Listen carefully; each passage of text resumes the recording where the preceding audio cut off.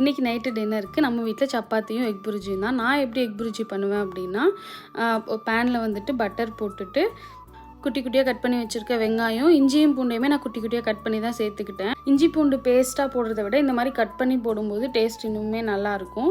இந்த ஸ்டேஜில் நீங்கள் கொஞ்சம் பச்சை மிளகாவும் போட்டுக்கலாம், ஆனால் நான் பச்சை மிளகா போடலை.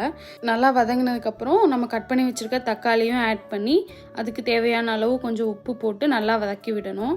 தக்காளி நல்லா வதங்கினதுக்கப்புறம் உங்களுக்கு எந்த கலரில் கேப்சிகம் இருக்கோ அதை போட்டுக்கோங்க. நான் வந்துட்டு இன்றைக்கி க்ரீன் கலர் கேப்சிகம் ஆட் பண்ணியிருக்கேன்.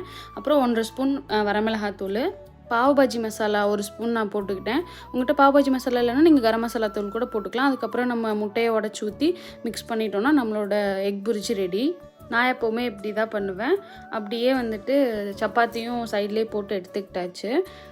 உங்களுக்கு என்னோடய வீடியோஸ் பிடிச்சிருந்துச்சுன்னா லைக் பண்ணுங்கள், நம்மளோட சேனலை சப்ஸ்கிரைப் பண்ணிக்கோங்க. வீடியோ பார்த்ததற்கு நன்றி.